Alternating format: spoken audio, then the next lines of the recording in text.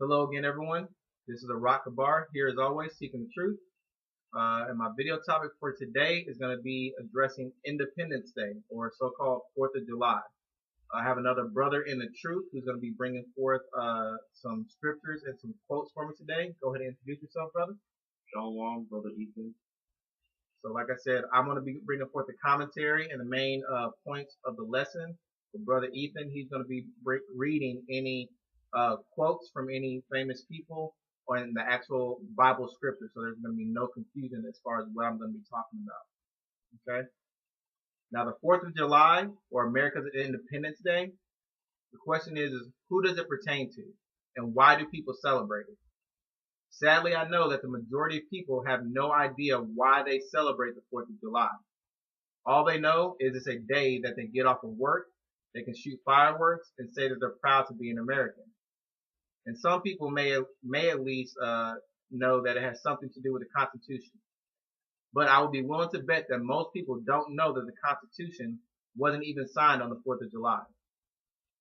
Congress accepted the rough draft of the Constitution on the 4th of July after it was presented by Thomas Jefferson, but it was not actually signed until August 2nd of 1776. Another misconception that many people have is that they believe that the United States was actually founded on Christian and moral beliefs of the Bible. This also is not true. The following are just a couple of quotes from America's founding fathers, which also just happen to be high-ranking Masons, by the way. But that's a whole other topic altogether. So like I said, here's just a couple of quotes by our so-called founding fathers, who were by no way Christians. The first quote is going to be from John Adams, and this was, you can find this quote in the Treaty of Tripoli back in 1797. Brother, go ahead and read that first quote for me. John Adams says, "The government of the United States is not in any sense founded on the Christian religion." So John Adams said that the United States is not in any way founded on the Christian religion. Next quote is coming from Thomas Jefferson. Thomas Jefferson, he wrote a letter to Dr. Thomas Cooper on February 10th of 1814. Brother, read what he wrote. "Christianity neither is nor ever was a part of the common law." So Thomas Jefferson said that Christianity never was supposed to be a part of the common law. Next quote is coming from James Madison. And this is something in his writings, again, back in the year 1819. Read that quote, brother. "The civil government functions with complete success by the total separation of the church from the state." So James Madison said that the civil government was able to function in success by supposedly separating the church from the state. So they didn't want the so-called church to be a part of the state. And then the last quote is going to come from George Washington. This comes from a letter that he wrote to the United Baptist Chamber in Virginia in May of 1789. Go ahead. "No one would be more zealous than myself to establish effectual barriers against the horrors of spiritual tyranny and every species of religious persecution." So George Washington actually said that no one would be more zealous than himself to put up barriers against what he called the horrors of spiritual tyranny and religious persecution. So he wanted nothing, he thought of religion as horrific. And he thought anyone pushing religion was a tyrant. Now, these are just a few examples, but the point that I wanted to make is that regardless of what many people may think, America was not founded on the Bible. All of the founding fathers wanted to create a new law that was separate from the Bible. Now, with that being said, that's not why I'm personally against celebrating Independence Day. I don't celebrate it because the people who wrote the Constitution didn't intend for it to apply to me or anyone like me. It would be a complete mockery and a contradiction for me to reverence a day celebrating freedom when during this time period, my people were still being enslaved. The most famous and commonly recited line of the Declaration of Independence reads something like this. Brother, go ahead and read this quote from the Declaration of Independence. "We hold these truths to be self-evident, that all men are created equal, that they are endowed by their Creator with certain unalienable rights, that among these are life, liberty, and the pursuit of happiness." So that's from the Declaration of Independence, right? Now, when you think about it, you should ask yourself, are these words even true? Who is the we referring to? Who are all men? The truth is that over 60% of the Constitution is actually a detailed list of complaints that the American colonists had against the British government. It includes a very negative attitude towards blacks and Native Americans. That's because in 1776, when the Constitution was adopted, slavery was still a very prevalent part of American culture. Slavery didn't officially end in America until 1865. So, back during the writing of the Constitution, blacks and Native Americans were not even considered a part of the American population, let alone a part of the Constitution. At its core, Independence Day is only a celebration of white American colonists who separated themselves from the government of other white British people. Now, by no means am I a racist or do I have any negative feelings towards any white people or any other race of people for that matter. But why would I celebrate a day that reminds black people and Native Americans how this country was built off the blood of our ancestors? America actually tried to eradicate an entire race of people and then use another race of people to build this country into a world superpower by using them for free labor. America would not have the wealth that it does if it had not been for slavery. The money made in slave trade and the money saved from free labor gave America the kickstart it needed to become the superpower it is today. Frederick Douglass was a famous runaway slave, and back in 1852, he delivered one of the greatest and most profound speeches of his time. His theme was the contradiction between American slavery and American freedom. Here are just a few quotes from this memorable speech. So like I said, the brother's going to read a couple of quotes from this speech that Frederick Douglass wrote in 1852. Start from, just read that part of the quote there. America is false to the present, false to the past, and solemnly binds herself to be false to the future. Standing with God and the crushed and bleeding slave on this occasion, I will, in the name of humanity, which is outraged, in the name of the Constitution and the Bible, which are disregarded and trampled upon, dare to call in question and to denounce everything that served perpetual slavery, the great sin and shame of America. So Frederick Douglass, so far, he stated that the Constitution and the Bible are disregarded and trampled on in America. And the great sin of America is slavery. He goes on, continues to point out some things in this speech. Continue reading. What? To the American slave is your 4th of July, a day that reveals to him, more than all other days in the year, the gross injustice and cruelty to which he is the consistent victim. To him, the celebration is a sham, an unholy license. Your sounds of rejoicing are empty and heartless. Your shouts of liberty and equality are hollow mockery. Your prayers, hymns, sermons, and thanksgivings, with all your religious parade, are, to him, mere fraud, deception, and hypocrisy, a thin veil to cover up crimes which would disgrace a nation of savages. This is not a nation of savages on the earth, guilty of practices more shocking and bloody than are the people of the United States. Now you may ask, why am I pointing any of this out? How does any of this have to do with the Bible? I'm pointing this out because the fact that black people were slaves, sold into captivity, brought into a new land, and lost their heritage was all part of a prophecy that is written of in the Bible. The majority of the people believe that America is the greatest country in the world, and it is a wonderful place, and that America is supposed to be admired and celebrated. Well, according to the Bible, America is known as something much different. In the book of Daniel, the Most High gave Daniel a vision of 4 empires that would rule the world before Christ returns. Those 4 empires are the Babylonian Empire, the Medo-Persian Empire, the Greek Empire, and the Roman Empire. There is something extremely unique about this last beast. There's a little horn that will come out of this Roman Empire, and that little horn is America. To prove that, we're going to go to the first scripture. This scripture is going to come from the book of Daniel, chapter 7, Going to read verses 7 through 8. After this, I saw in the night visions, and behold, a fourth beast, dreadful and terrible, and strong exceedingly, and it had great iron teeth. It devoured and brake in pieces, and stamped the residue with the feet of it. And it was diverse from all the beasts that were before it, and it had 10 horns. I considered the horns, and behold, there came up among them another little horn, before whom there were 3 of the first horns plucked up by the roots. And behold, in this horn were eyes like the eyes of man, and a mouth speaking great things. Now, reading further down in this chapter is going to reveal the interpretation of Daniel's dream. Because a lot of people will read this and they'll say, okay, well, America is not mentioned. Well, what does this mean? It's talking about animals. It's going to tell you that this is not talking about actual beasts or animals. So the next verse is again in the same chapter, Daniel chapter 7. We're going to read verses 23 through 25.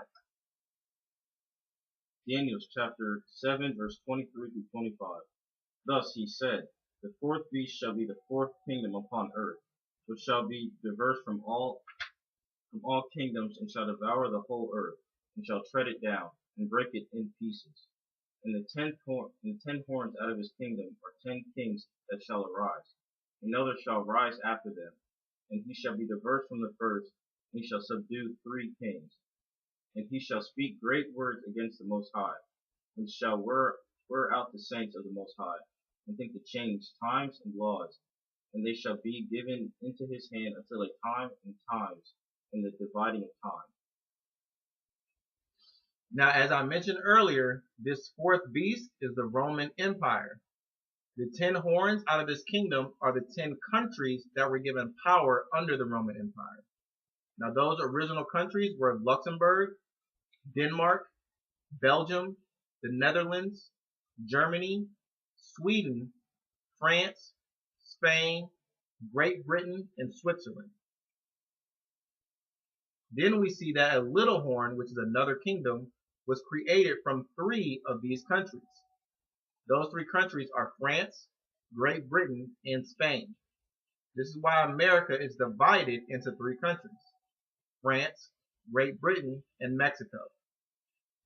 America is the little horn that speaks great words against the Most High and wears out the saints of the Most High. America is the modern day extension of the Roman Empire. According to the Bible, America is the worst kingdom on earth because all the wickedness and evil that is promoted here, and in scripture it is referred to as Mystery Babylon, and all the evil that is promoted and done here is spread throughout the whole earth. This is why the Most High tells us that we are supposed to leave this place. So that is exactly the opposite of celebrating it. The next scripture can be found in the book of Revelation, chapter 18, verses 2 through 5. Revelation chapter 18, verse 2. And he cried mightily with a strong voice, saying, Babylon the Great is fallen, and is become the habitation of devils, in the hold of every foul soul, in the cage of every unclean and hateful bird. For all nations have drunk of the wine of the wrath of her fornication, and the kings of the earth have committed fornication with her. And the merchants of the earth are waxed rich through the abundance of her delicacies. And I heard another voice from heaven, saying, Come out of her, my people, that ye be not partakers of her sins, and ye receive not of her plagues. For her sins have reached unto heaven, and God hath remembered her iniquities. Start that over at verse 4 again. I want to hear what people are. This is what the Most High is telling us to do about from Babylon. And I heard another voice from heaven saying, Come out of her, my people. Come out of her. Go ahead. That ye be not partakers of her sins. Because she's full of sin. And that ye receive not of her plagues. For her sins have reached unto heaven, and God hath remembered her iniquities. So America, from its inception, has done nothing but destroy and pollute the Most High's laws and his people. Every key figure in the American government has become complicit with its evil actions, attitude, and thoughts towards the so-called Negroes, Hispanics, and Native Americans. Even President Abraham Lincoln, whom many people falsely believe that he genuinely cared for the well-being of blacks, he had a strong negative stance towards even sharing a country with colored people. In Abraham Lincoln's message to Congress on December 1st in 1862, here are some key quotes that he made about the proclamation and his plan for the Negroes. Go ahead and read some of these quotes. You just read all of them, read all the quotes. The portion of the earth's surface is owned and inhabited by the people of the United States, is well adapted to be the home of one national family, and it is not well adapted for two or more. So Abraham Lincoln said that the surface of the United States is well equipped to be lived upon by one nationality of family. He said America shouldn't even be cohabitated by more than one nationality or race. Read the next quote. I have urged colonization of the Negroes, and I shall continue. My Emancipation Proclamation was linked with this plan. So he states that the Emancipation Proclamation, his purpose was to colonize Negroes. To colonize means to take over, control, and make them like you. So he didn't want Negroes just to live like we were living before. He wanted to make Negroes like us if we had to stay in this country. Read the next quote. I can conceive of no greater calamity than the assimilation of the Negro into our social and political life as our equal.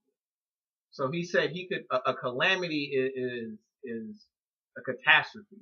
He said he could think of no greater catastrophe than the assimilation, which means the bringing together of the Negro into the social and political stance as equals. So he said that there would be nothing greater than to consider a Negro equal to a white person. Read the next quote. We cannot attain the ideal union our fathers dreamed, with millions of an alien, inferior race among us, whose assimilation is neither possible or desirable.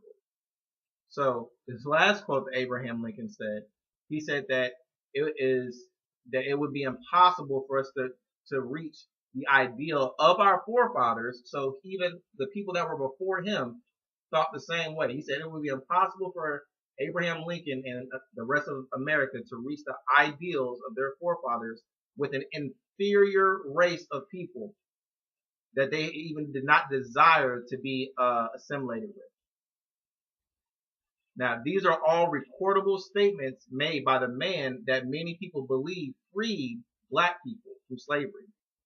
In actuality, slavery never ended. It just simply changed its form. America now has its so-called minorities in a form of systematic slavery. And in some degrees, the effects of this type of slavery are far more troubling than that of physical slavery.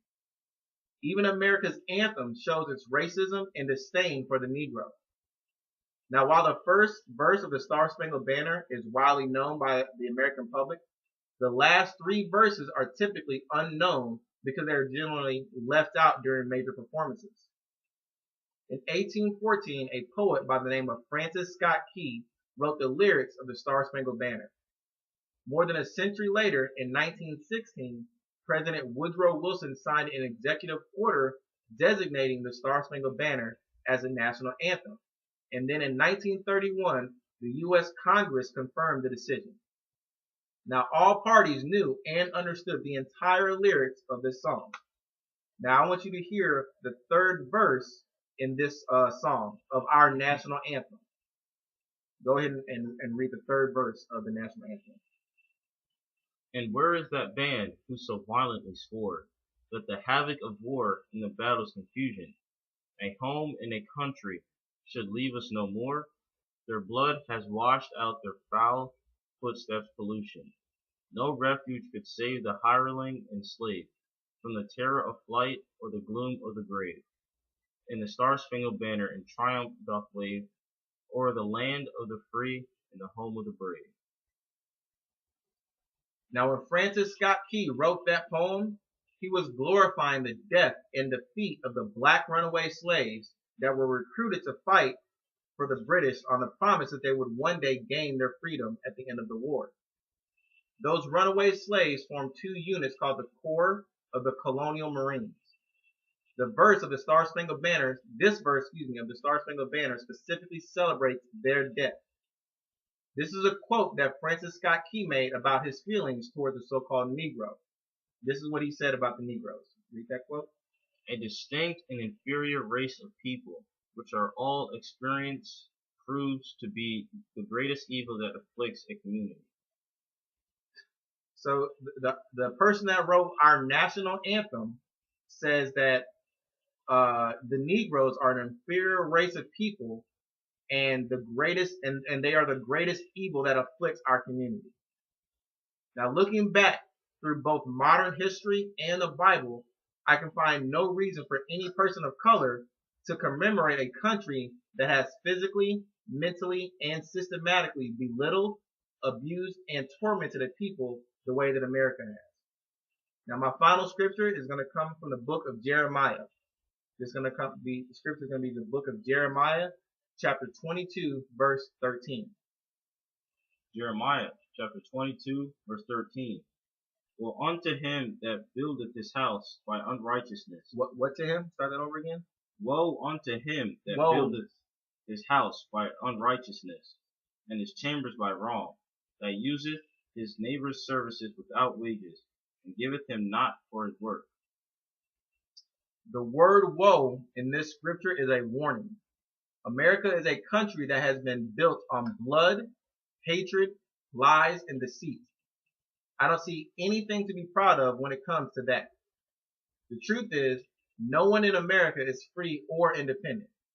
We are all still slaves to this wicked system, and we will continue to be until Christ returns. Now, I know that was a lot of information about our so-called Independence Day and the feelings about our forefathers and what they really thought this country was supposed to be built off of. It has nothing to do with the Bible or so-called Christian morals.